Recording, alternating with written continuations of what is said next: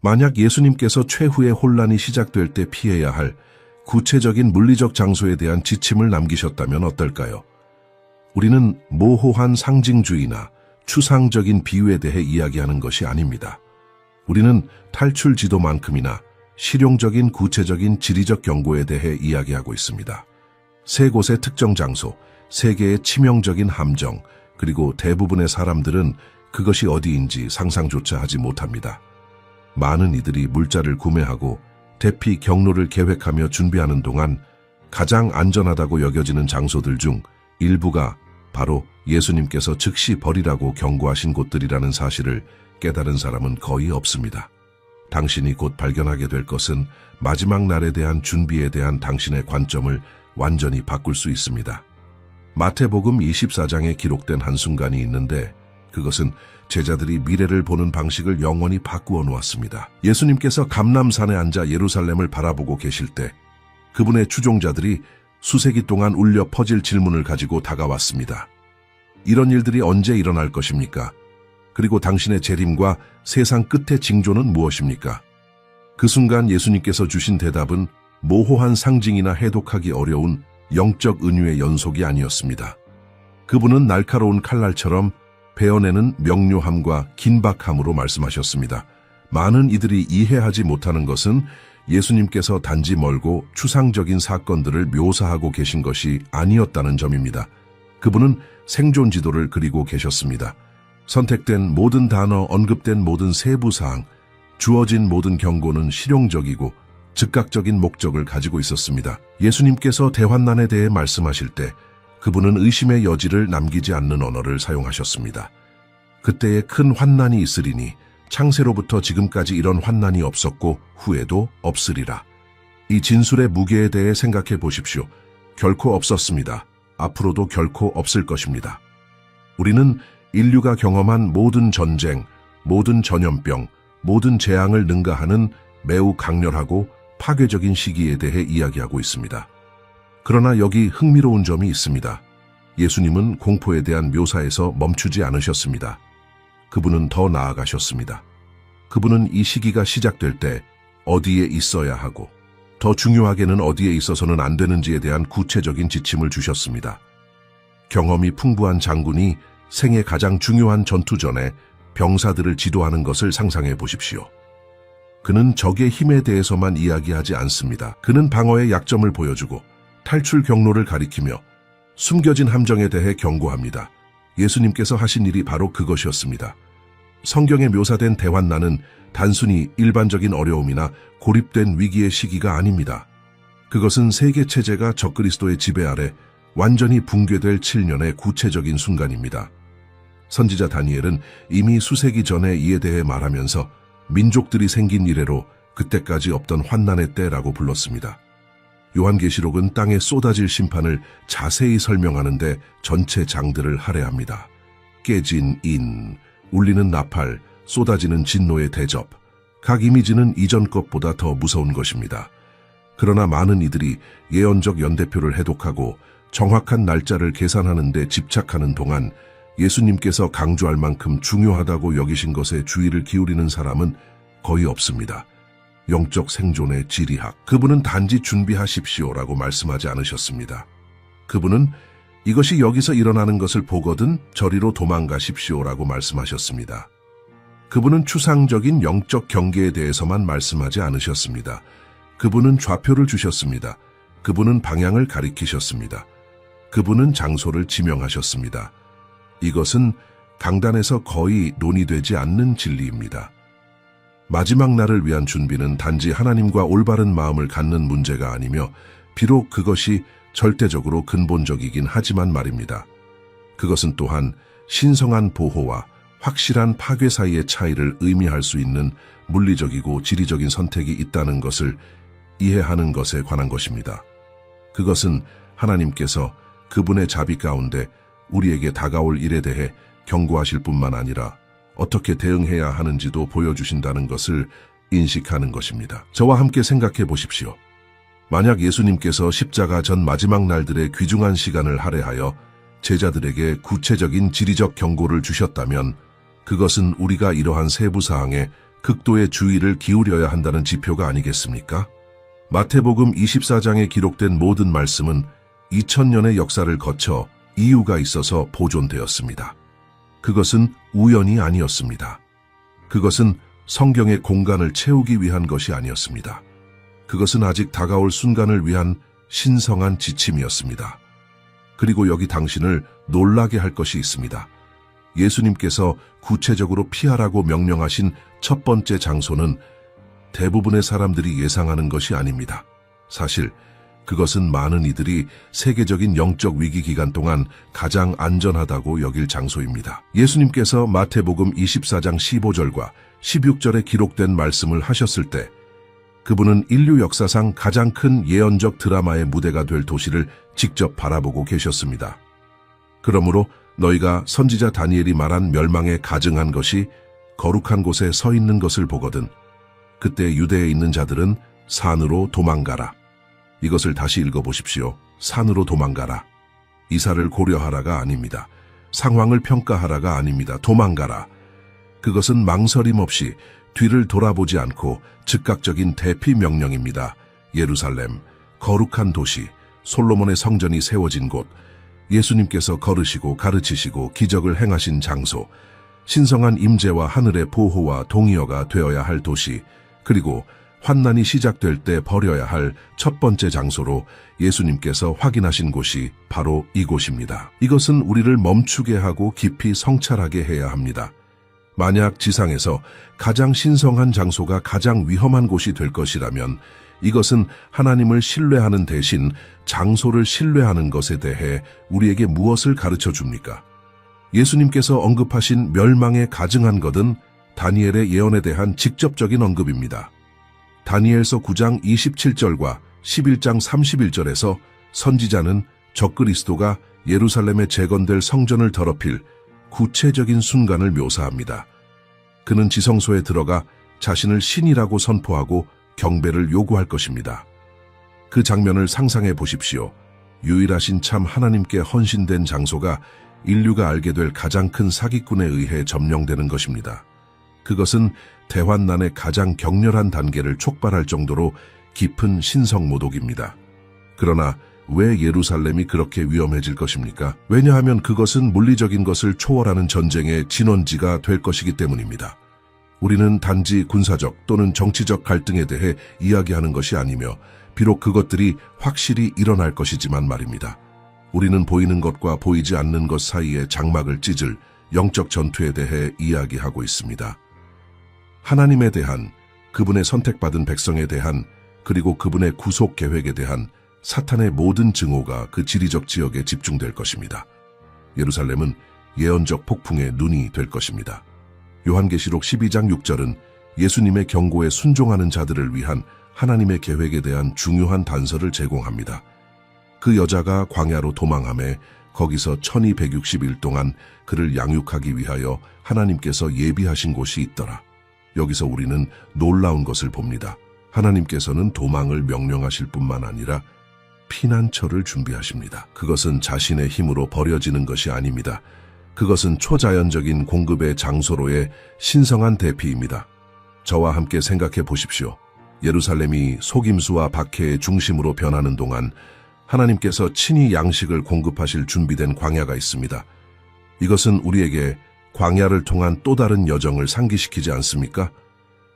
이스라엘이 이집트를 떠났을 때 하나님께서는 낮에는 구름 기둥으로 밤에는 불 기둥으로 그들을 인도하셨습니다. 그분은 하늘에서 만나를 제공하시고 바위에서 물을 내셨습니다. 죽음의 장소처럼 보였던 광야가 공급자와의 친밀한 만남의 장소가 되었습니다. 역사는 반복될 것이지만 훨씬 더 큰 규모로 반복될 것입니다. 여기 많은 이들이 놓치는 깊은 교훈이 있습니다.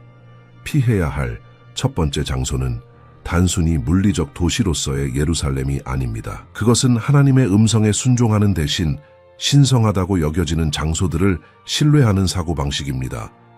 혼란이 시작될 때 얼마나 많은 사람들이 보호를 찾아 교회, 성전, 종교적 장소로 달려갈 것입니까? 얼마나 많은 이들이 확실히 하나님께서 그분의 집을 보호하실 것이다 라고 말할 것입니까? 그러나 예수님은 정반대를 말씀하고 계십니다. 그분은 지상에서 가장 거룩한 장소조차도 더럽혀질 순간이 올 것이며 말씀에 대한 순종 대신 벽과 전통을 신뢰하며 그곳에 머무는 자들은 멸망할 것이라고 말씀하고 계십니다. 도망의 속도도 중요합니다. 예수님께서 계속 말씀하셨습니다. 지붕 위에 있는 자는 집에서 물건을 가지러 내려가지 말며 밭에 있는 자는 겉옷을 가지러 뒤로 돌아가지 말라. 이것은 가벼운 경고가 아닙니다. 그것은 최고 수준의 비상사태입니다. 그 시나리오를 상상해 보십시오. 당신이 일상적인 일을 하고 있을 때 갑자기 예언적 징조가 성취되는 것을 봅니다. 그 순간 매 초가 중요합니다. 소유물, 문서, 돈, 무엇이든 가지러 돌아가는 것은 삶과 죽음의 차이를 의미할 수 있습니다. 이 긴박함은 다가올 일의 본질에 대한 무언가를 드러냅니다. 멸망에 가증한 것이 일어날 때 사건들은 무시무시한 속도로 전개될 것입니다. 신중한 계획이나 세심한 준비를 위한 시간이 없을 것입니다. 주저하는 자들, 물질적 소유물을 구하려는 자들, 작별 인사를 하는데 지체하는 자들은 함정에 갇히게 될 것입니다. 탈출의 창은 좁을 것이고 빠르게 닫힐 것입니다. 그리고 여기 거의 인식하지 못한 것이 있습니다. 예수님의 이 경고는 단지 환난 동안 유대에 물리적으로 있을 유대인들만을 위한 것이 아닙니다. 그것은 우리 모두를 위한 영적 원칙입니다. 그것은 하나님께서 그 장소를 떠나라, 그 상황을 떠나라, 그 체제를 버리라 고 말씀하실 때를 인식하고 논리적으로 말이 되지 않더라도 우리가 소중한 것을 버리는 것처럼 보일지라도 즉시 순종하는 것에 관한 것입니다. 빠른 순종은 생명을 구합니다. 망설임은 죽입니다. 그러나 예루살렘과 유대는 예수님께서 확인하신 첫 번째 장소일 뿐입니다. 피해야 할 두 번째 장소는 훨씬 더 포괄적이며 우리가 상상하는 것보다 우리에게 더 가깝습니다. 사실 지금 이것을 읽고 있는 많은 이들이 그것을 둘러싼 위험을 깨닫지도 못한 채 이미 그 한가운데 살고 있을 수 있습니다. 요한계시록에는 너무나 장엄하고 너무나 강력하고 너무나 영향력 있어서 그 몰락이 온 세상을 충격 상태에 빠뜨릴 도시를 묘사하는 장이 있습니다. 요한계시록 18장 4절은 수세기를 통해 울려 퍼지는 하늘의 외침을 기록합니다. 내 백성아, 거기서 나와 그의 죄에 참여하지 말고 그가 받을 재앙들을 받지 말라. 이것이 우리가 이해해야 할 두 번째 중요한 지리적 경고입니다. 바벨론에서 나오십시오. 그러나 여기 많은 이들을 혼란스럽게 하는 질문이 있습니다. 바벨론은 정확히 어디입니까? 느부갓네살의 고대 바벨론은 수천 년 전에 사라졌습니다. 그 폐허는 현대 이라크의 모래 속에 묻혀 있습니다. 그렇다면 예수님과 선지자들은 그 고대 도시의 문자적 재건에 대해 말씀하고 계셨습니까? 일부는 그것을 믿지만 진실은 훨씬 더 포괄적이고 훨씬 더 혼란스럽습니다. 예언적 맥락에서 바벨론은 전체 체제를 나타냅니다. 그것은 하나님께 대항하는 반역으로 조직된 인간 문명의 암호명이며 상업, 권력, 부패의 신전이 된 대도시를 중심으로 합니다. 요한계시록 18장의 묘사를 읽으면 단지 한 도시가 아니라 경제와 영향력의 세계적 네트워크를 보게 될 것입니다. 땅의 상인들이 그의 사치의 풍요로 치부하였도다. 그 안에서 선지자들과 성도들과 땅에서 죽임을 당한 모든 자의 피가 보였도다. 이것은 단지 지리가 아닙니다. 그것은 가치체계이고 삶의 방식이며 현대 세계를 지배하는 권력 구조입니다. 그리고 그것은 주로 대규모 도시 중심지에 집중되어 있습니다. 우리 시대의 거대 도시들을 상상해 보십시오. 세계 경제를 좌우하는 증권 거래소가 있는 뉴욕, 수조를 움직이는 금융지구가 있는 런던, 하늘에 도전하는 초고층 빌딩을 세우는 두바이, 홍콩, 도쿄, 상파울루, 각각이 상업, 기술, 문화적 영향력에 맥동하는 중심지입니다. 이러한 대도시들은 중립적이지 않습니다. 그것들은 바벨론 체제의 생명을 공급하는 심장입니다. 그리고 그 심장이 뛰기를 멈출 때 붕괴는 즉각적일 것입니다. 예언은 파괴의 속도에 대해 구체적입니다. 1시간에 내 심판이 이루어졌도다. 1시간, 60분. 당신이 영화를 보는데 걸리는 시간보다 짧습니다. 그 물리적 측면을 생각해 보십시오. 건설하는 데 수십 년이 걸린 경제 시스템, 대륙을 연결하는 무역 네트워크, 흔들리지 않을 것처럼 보이는 권력 구조, 이 모든 것이 몇 분 만에 무너집니다. 이것은 점진적인 붕괴가 아닙니다. 그것은 갑작스러운 내파입니다. 그것은 경고 없는 신성한 심판입니다. 땅의 상인들과 왕들이 애통하리라고 예언은 말하며 그가 불타는 연기를 보고 멀리 서서 그들은 멀리 서 있습니다. 그들은 가까이 다가가지 않습니다. 왜 그럴까요? 왜냐하면 그들은 심판이 내릴 때 안에 있는 사람은 누구든지 함께 소멸될 것을 알기 때문입니다. 메시지는 분명합니다. 바벨론으로부터의 물리적 거리는 생존을 의미합니다. 근접성은 공유된 파괴를 의미합니다.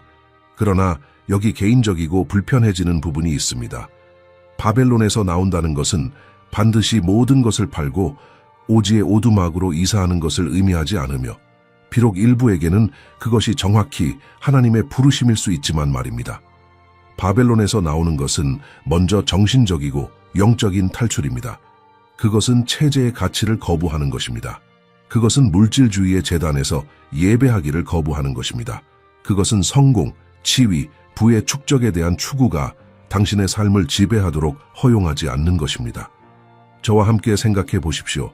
그리스도를 아는 사람들 중 얼마나 많은 이들이 세상이 사는 것과 똑같이 살고 있습니까? 같은 야망, 같은 우선순위, 같은 성공의 정의. 그들은 일요일에 교회에 출석하지만 일주일 내내 승진, 투자, 사업 확장, 점점 더 많이 축적하는 것에 집착합니다. 그들은 스스로를 그리스도인이라고 말하지만 그들의 마음은 바벨론 체제에 갇혀 있습니다. 그리고 그 체제가 무너질 때 그들의 마음은 어디에 있을 것입니까? 예수님께서 말씀하신 것을 기억하십니까? 네 보물이 있는 곳에 네 마음도 있으리라. 바벨론 체제는 유혹적입니다. 그것은 불을 통한 안전을 약속합니다. 그것은 지위를 통한 의미를 약속합니다. 그것은 소비를 통한 행복을 약속합니다. 그리고 잠시 동안은 효과가 있는 것처럼 보입니다. 사람들은 기업 제국을 세웁니다. 인상적인 포트폴리오를 축적합니다.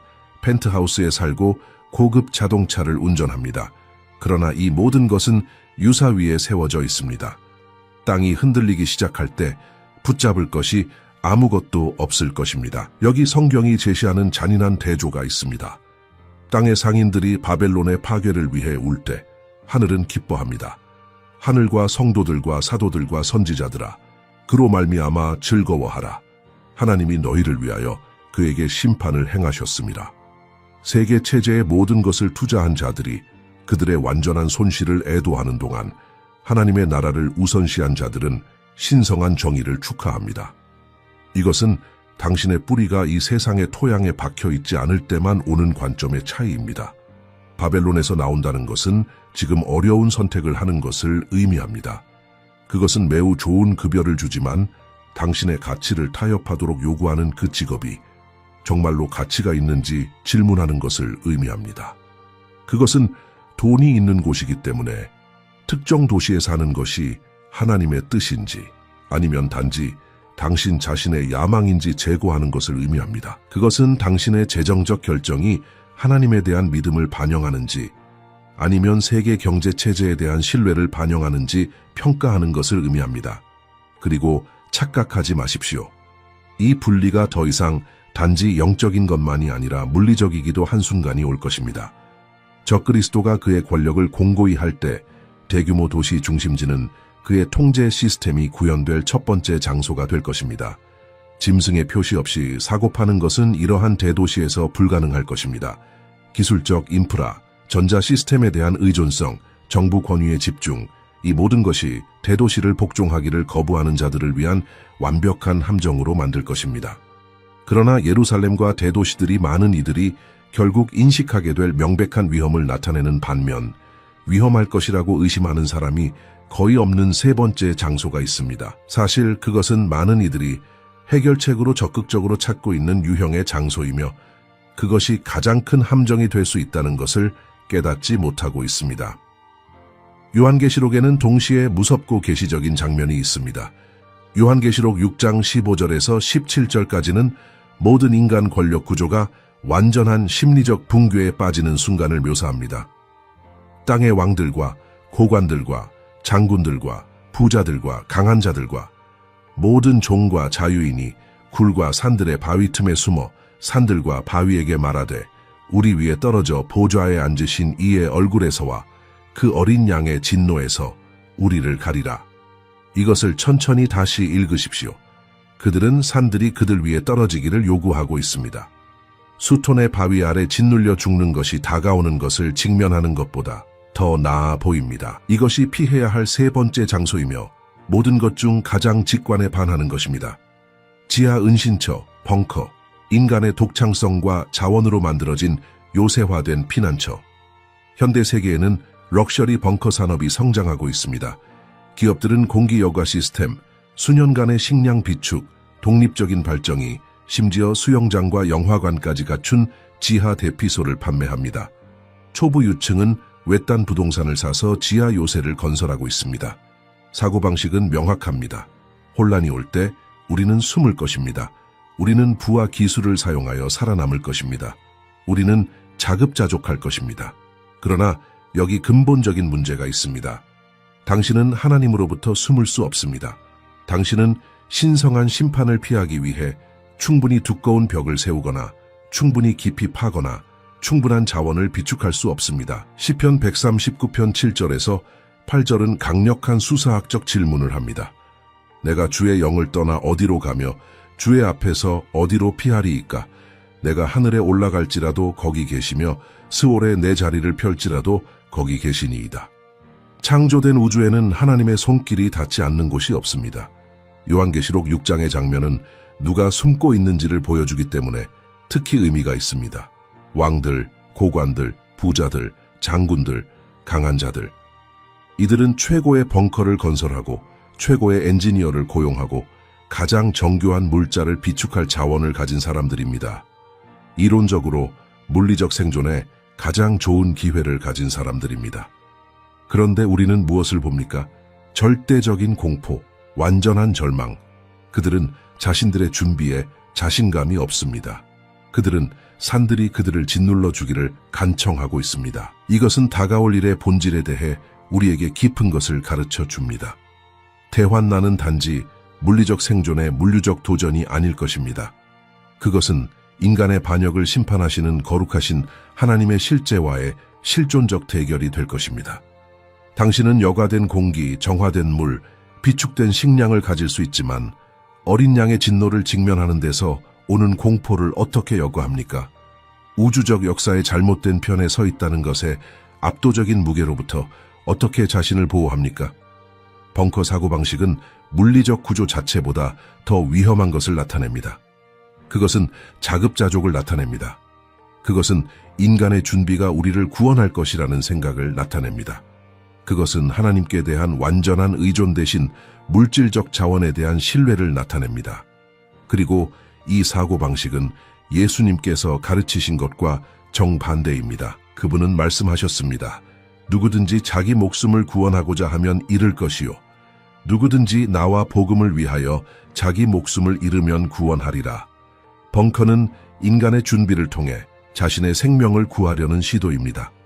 저와 함께 생각해 보십시오. 당신이 완벽한 벙커를 건설했다고 상상해 보십시오. 당신은 수년간의 물자를 가지고 있습니다. 당신은 최대 보안을 갖추고 있습니다. 당신은 지표면 아래 50m에 있습니다. 그런 다음 무슨 일이 일어납니까? 당신은 몇 달, 어쩌면 몇 년 동안 고립되어 살아갑니다. 정신 건강이 악화되기 시작합니다. 고독이 잠식합니다. 의심이 커집니다. 그리고 무엇보다도 당신은 그리스도의 몸으로부터 분리되어 있습니다. 당신은 믿음의 공동체로부터 단절되어 있습니다. 하나님께서 그분의 자녀들이 함께 걷도록 설계하셨을 때 당신은 혼자 살아남으려고 노력하고 있습니다. 히브리서 10장 24절에서 25절까지는 우리에게 상기시킵니다. 서로 돌아보아 사랑과 선행을 격려하며 모이기를 패하는 어떤 사람들의 습관과 같이 하지 말고 오직 권하여 그 날이 가까움을 볼수록 더욱 그리하자. 마지막 날을 위한 성경적 준비는 고립이 아닙니다. 그것은 더 강한 공동체입니다. 자급자족이 아닙니다. 그것은 그리스도의 몸 안에서의 상호 의존입니다. 우리가 고려해야 할 강력한 역사적 평행도 있습니다. 노아의 시대에 홍수가 왔을 때 그의 가족을 구한 것은 가장 높은 산으로 도망가는 것이 아니었습니다. 높은 고도의 동굴도 아니었습니다. 그것은 하나님께서 건설하라고 명령하신 방주였습니다. 신성한 공급, 인간의 준비가 아니라 그것이 삶과 죽음 사이의 차이였습니다. 노아는 보호받을 곳을 선택하지 않았습니다. 하나님께서 선택하셨습니다. 노아는 단순히 받은 구체적인 지시에 순종했습니다. 이것을 물이 오르기 시작했을 때 스스로 살아남으려고 시도했을 가능성이 있는 사람들과 대조해 보십시오.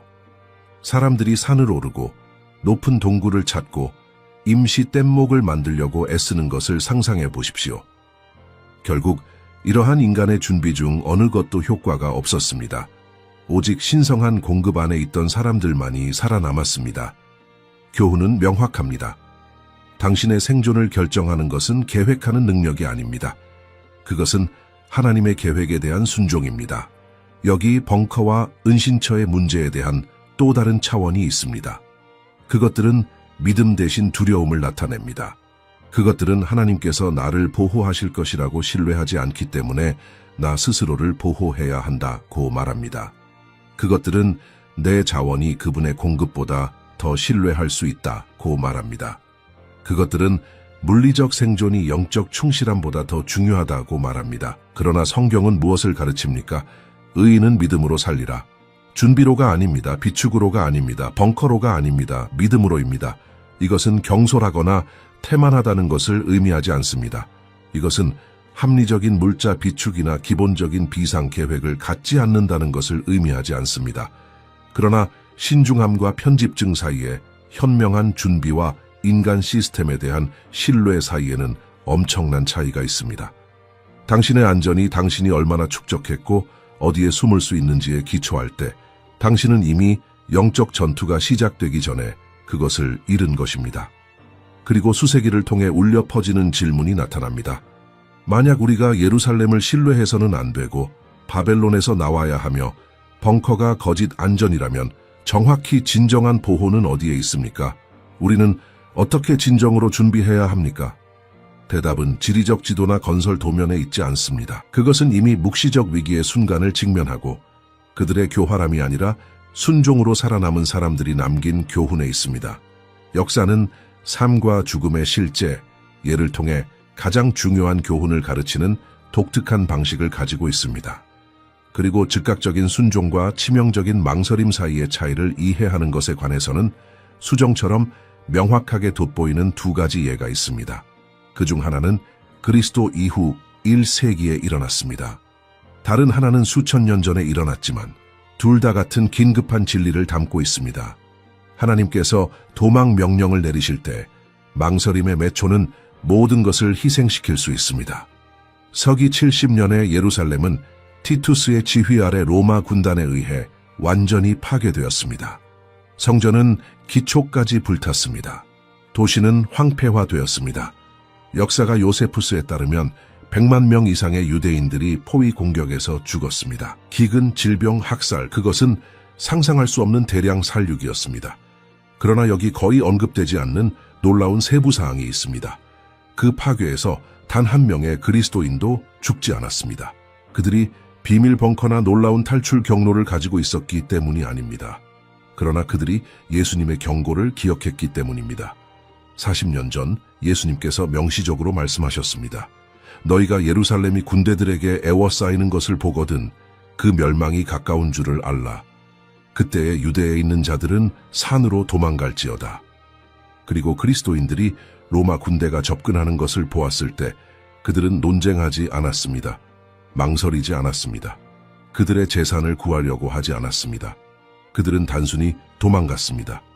교회의 역사적 전통은 그들이 요단강 건너편에 있는 펠라라는 도시로 도망갔다고 우리에게 말합니다. 그리고 그 안전한 위치에서 그들은 예수님께서 예언하신 대로 정확히 성취되는 것을 지켜보았습니다.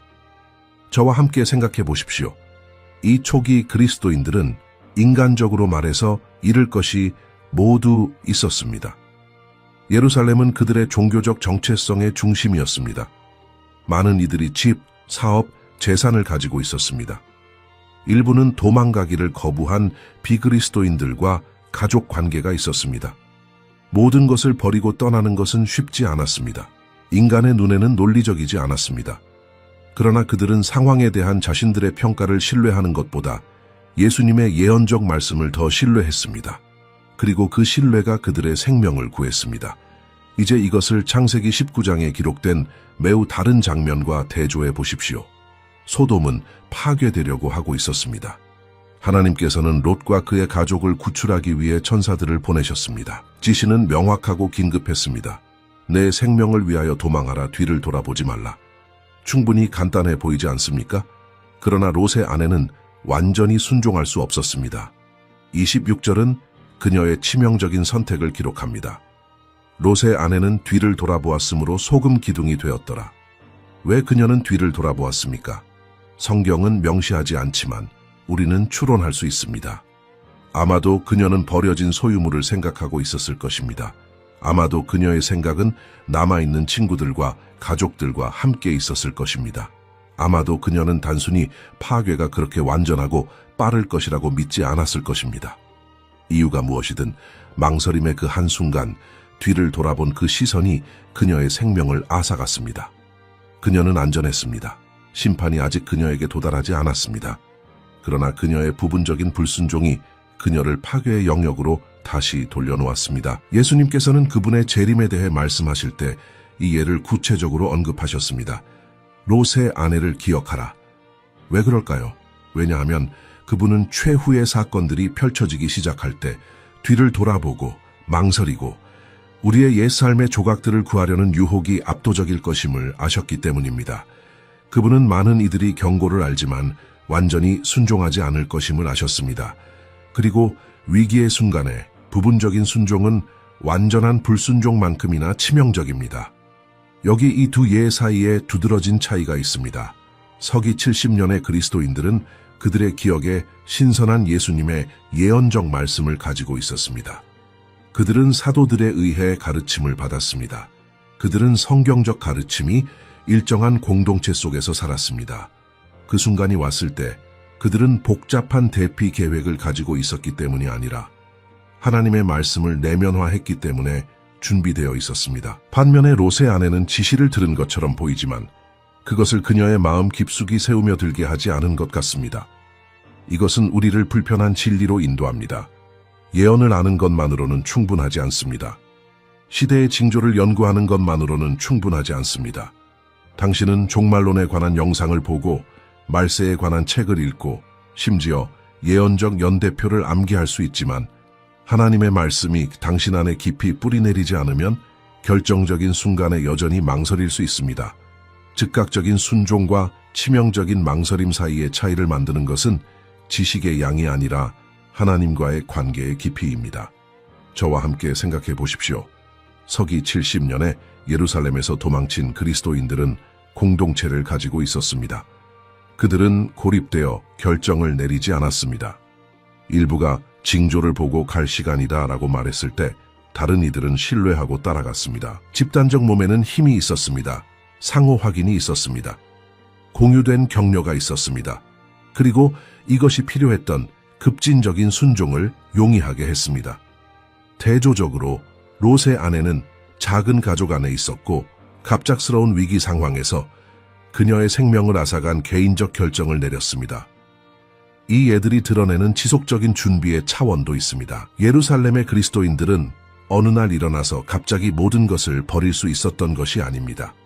그들은 예수님과 사도들의 가르침에 의해 수년 전에 준비되었습니다. 그들은 물질적 소유보다 하나님의 나라를 우선시하는 것을 연습했습니다. 그들은 집착하지 않는 법을 배웠습니다.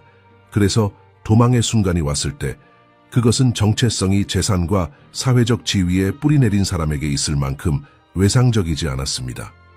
반면에 롯의 아내는 소돔에 깊이 통합되어 살았던 것 같습니다. 창세기는 롯이 소돔에 거주하였더라고 언급합니다. 그의 가족은 거기에 정착해 있었습니다. 그의 뿌리는 그 부패한 토양에 박혀 있었습니다. 그리고 그 뿌리를 즉시 뽑아야 할 순간이 왔을 때 트라우마는 너무 컸습니다. 애착은 너무 강했습니다.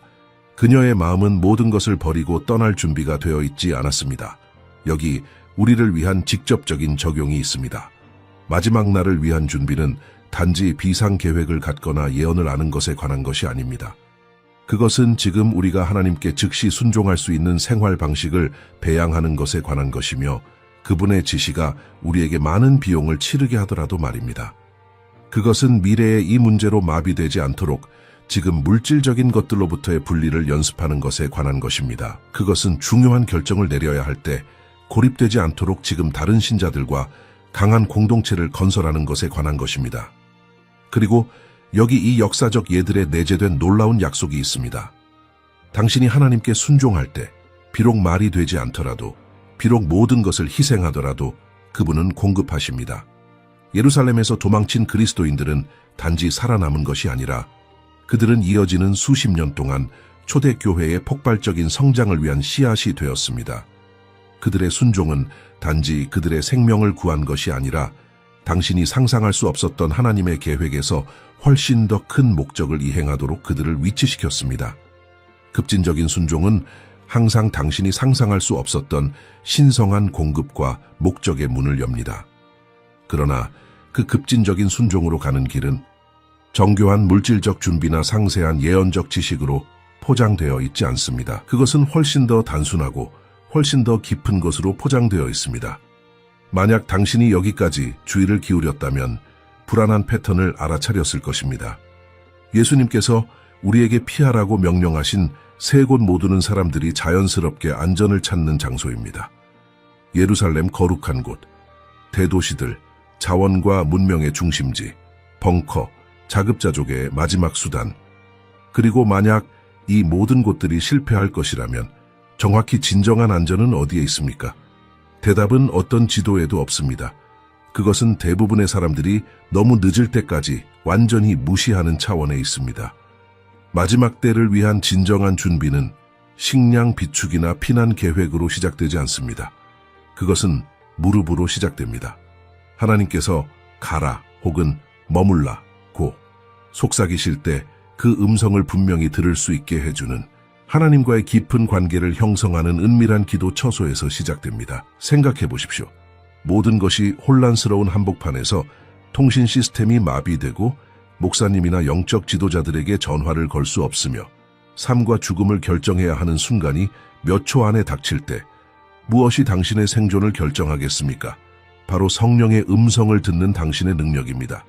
히브리서 바마 10장 24절에서 25절레는 마지막 때를 위한 명확한 지침을 우리에게 줍니다. 서로 돌아보아 사랑과 선행을 격려하며 모이기를 패하는 어떤 사람들의 습관과 같이 하지 말고 오직 권하여 그날이 가까움을 볼수록 더욱 그리하자. 이 말씀을 다시 읽어보십시오. 그날이 가까울수록 우리는 더욱 모여야 합니다. 덜 모이는 것이 아니라 더 많이 모여야 합니다. 성경적 준비는 고립이 아닙니다. 그것은 더욱 강화된 공동체입니다. 하지만 대다수가 깨닫지 못하는 것이 있습니다. 진정한 그리스도인 공동체는 취약성을 드러내야 한다는 것입니다. 정직함이 필요합니다. 약점을 인정하고 도움을 요청하려는 의지가 필요합니다.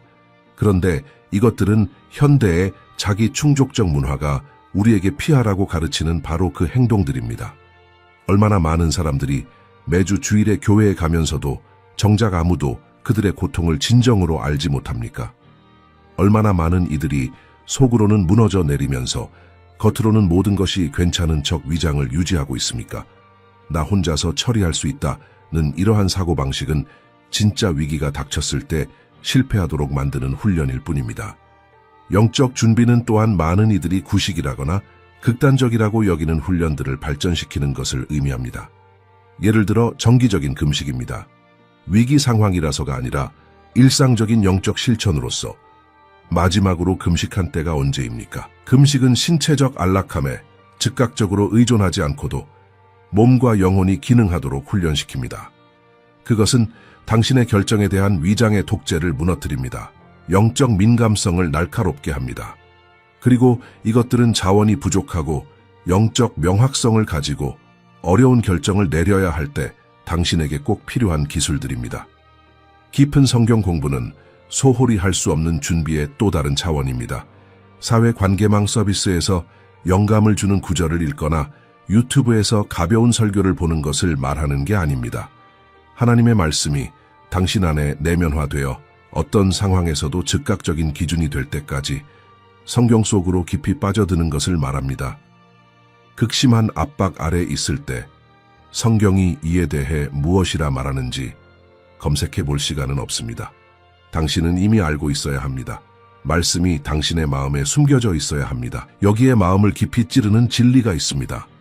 당신은 물질적인 준비에 막대한 투자를 하고 물자를 비축하고 탈출 경로를 연구하고 인적 네트워크를 구축할 수 있습니다. 하지만 예수님과의 관계가 피상적이라면 하나님과 친밀함을 쌓는 것보다 육체적 안전을 계획하는 데 더 많은 시간을 보낸다면 당신은 모래 위에 집을 짓고 있는 것입니다. 완벽한 벙커를 가지고 있지만 영적인 등불에 기름이 충분하지 않은 모습을 상상해 보십시오. 수년치의 물자를 가지고 있지만 영적으로 굶주려 있는 모습을 상상해 보십시오. 그 과정에서 영혼을 잃는다면 육체적으로 살아남는 것이 무슨 소용이 있겠습니까? 주 예수님께서는 우선순위에 대해 분명히 말씀하셨습니다. 너희는 먼저 그의 나라와 그의 의를 구하라 그리하면 이 모든 것을 너희에게 더하시리라. 먼저 하나님의 나라입니다. 그 다음이 육체적 필요를 포함한 이 모든 것입니다. 하지만 얼마나 많은 이들이 이 순서를 뒤바꾸었습니까? 얼마나 많은 이들이 먼저 재정적 안정을 구하고 그 다음 경력의 안정을, 그 다음 물질적 안락함을 구하며 그러고 나서 시간과 에너지가 남으면 하나님의 나라를 구합니까? 그리고 그들은 세상적인 기준으로 성공했을 때조차 왜 깊은 공허함을 느끼는지 의아해합니다. 번영은 진정한 영적 준비에 있어 가장 큰 위협 중 하나가 될 수 있습니다. 이것은 충격적으로 들릴 수 있지만 생각해 보십시오. 대부분의 문제를 해결할 수 있는 충분한 돈이 있을 때, 지속적인 안락함을 주는 자원에 접근할 수 있을 때, 어려움에서 벗어날 길을 돈으로 살 수 있을 때, 당신은 하나님께 급진적으로 의존하는 태도를 거의 기르지 못합니다. 대신 당신은 자신의 은행 계좌를 의존하게 됩니다. 그리고 세계 경제가 붕괴할 때, 돈이 가치를 잃을 때, 은행이 문을 닫을 때, 그 의존성은 그것이 늘 그래왔던 것처럼 한낱 환상이었음이 드러날 것입니다. 예수님께서는 자신의 모든 풍요를 저장하기 위해 더 큰 곳간을 짓고 스스로에게 영호나 여러 해 쓸 물건을 많이 쌓아두었으니 평안히 쉬고 먹고 마시고 즐거워하자 라고 말한 어리석은 부자의 비유를 말씀하셨습니다. 그때 하나님께서는 그에게 말씀하셨습니다. 어리석은 자여, 오늘 밤에 네 영혼을 도로 찾으리니 그러면 네 준비한 것이 누구의 것이 되겠느냐? 오늘날 얼마나 많은 이들이 정확히 이와 같이 행동하고 있습니까? 모든 것이 하룻밤 사이에 끝날 수 있다는 사실을 깨닫지 못한 채 수십 년의 물질적 안전을 계획하며 쌓아두고 비축하고 투자하고 있지 않습니까? 하지만 영적 준비는 단지 함정을 피하는 것만이 아닙니다. 그것은 어떤 위기도 건드릴 수 없는 내면의 자원을 경작하는 것입니다. 주변의 모든 것이 무너질 때도 흔들리지 않고 서 있을 수 있도록 깊이 뿌리 박힌 믿음을 갖는 것입니다. 상황이 비극적일 때조차 이해를 뛰어넘는 평강을 소유하는 것입니다. 외부의 유리한 조건에 좌우되지 않는 기쁨을 소유하는 것입니다. 그리고 이러한 것들은 당신이 필요할 때 마법처럼 나타나지 않습니다. 그것들은 하나님과 함께 걷는 수년간의 신실한 동행을 통해 길러지는 것입니다. 생각해 보십시오. 다니엘이 사자굴에서 살아남은 것은 탈출 계획이 있어서가 아니라 하루에 3번 기도하는 습관을 통해 흔들리지 않는 믿음을 쌓았기 때문입니다. 타오르는 풀무불 속의 새 친구가 해를 입지 않은 것은 보호 장비를 갖춰서가 아니라 수년간의 신실함에서 온 깊은 확신이 있었기 때문입니다. 요셉이 감옥에서 살아남은 것은 정치적 연줄이 있어서가 아니라 불가능한 상황 속에서도 그를 지탱해 주시는 하나님의 임재가 있었기 때문입니다. 이 모든 예시는 다른 모든 것이 실패할 때 작동하는 유일한 자원이 바로 영적 준비임을 보여줍니다. 그러므로 진실은 이것입니다. 그것은 당신이 피해야 할 지리적 장소의 문제가 아닙니다. 당신이 어떤 신뢰의 체계에서 나오느냐의 문제입니다. 당신이 어디에 사느냐가 아니라 당신이 누구를 신뢰하느냐의 문제입니다. 당신이 얼마나 많은 자원을 쌓았느냐가 아니라 최고의 자원이신 그분을 얼마나 알고 있느냐의 문제입니다. 그리고 이것은 우리를 이 모든 논의에서 가장 결정적인 순간으로 인도합니다. 우리는 예수님께서 대환난에 대해 남기신 가장 긴급한 경고들을 살피는 이 여정의 마지막에 도달했습니다. 피해야 할 구체적인 세 장소가 있습니다. 거룩한 것이 더럽혀질 예루살렘, 세상 시스템이 1시간 만에 붕괴할 바벨론, 그리고 인간의 자기 충족이 신성한 심판 앞에서 절대적으로 무익함을 증명할 벙커입니다. 그러나 가장 강력한 계시는 피해야 할 장소에 대한 것이 아니라 진정한 피난처를 어디에서 찾느냐에 대한 것입니다. 그리고 그 피난처는 어떤 지리적 지도 위에도 없습니다. 그것은 볼지어다 내가 세상 끝날까지 너희와 항상 함께 있으리라. 고 약속하신 하나님의 임재 안에 있습니다. 환난 중에 진정으로 안전한 유일한 장소는 하나님의 뜻 중심에 머물며 그분의 음성을 듣고 그분의 인도를 따르며 그분의 공급하심을 신뢰하는 것입니다. 다른 모든 것은 실패할 것입니다. 그러나 그분은 결코 실패하지 않으십니다. 여기에 많은 이들이 듣고 싶어 하지 않지만 절실히 이해해야 할 진리가 있습니다. 환난을 위한 준비는 환난이 시작될 때 시작되는 것이 아닙니다. 그것은 바로 지금 시작됩니다. 오늘입니다. 바로 이 순간입니다. 당신이 오늘 예수님과 친밀함을 쌓고 있지 않다면 내일 그것이 필요할 때 그 친밀함을 가질 수 없을 것입니다. 당신이 지금 급진적인 순종을 연습하고 있지 않다면 하나님의 지시가 불가능해 보일 때 순종할 수 없을 것입니다. 당신이 오늘 물질적 번영보다 하나님의 나라를 우선순위에 두지 않는다면 때가 왔을 때 모든 것을 뒤로 하고 떠날 수 없을 것입니다. 진짜 문제는 환난이 시작될 때 내가 어디에 있을 것인가가 아닙니다. 진짜 문제는 지금 내 마음이 어디에 있는가입니다. 왜냐하면 오늘 당신의 마음이 있는 곳이 내일 당신의 발걸음이 향할 곳을 결정하기 때문입니다. 당신이 아직 예수 그리스도께 자신을 드리지 않았다면 오늘이 바로 구원의 날입니다. 로마서 10장 9절합은 우리에게 약속합니다. 네가 만일 내 입으로 예수를 주로 시인하며 또 하나님께서 그를 죽은 자 가운데서 다시 살리신 것을 네 마음에 믿으면 구원을 받으리라. 너무 늦을 때까지 기다리지 마십시오. 이 메시지가 당신의 마음을 두드렸다면, 여기서 공유된 내용의 긴급성을 이해하셨다면 당신에게 부탁드릴 것이 있습니다. 먼저 이 채널을 구독하시고 알림 설정을 켜주십시오. 당신에게 전달되어야 할 다른 중대한 메시지들, 즉 진정한 준비와 거짓된 안전 사이의 차이를 만드는 가르침들이 있습니다. 성경 예언과 시대의 징조에 관한 저희의 추천 재생 목록을 시청해 주십시오.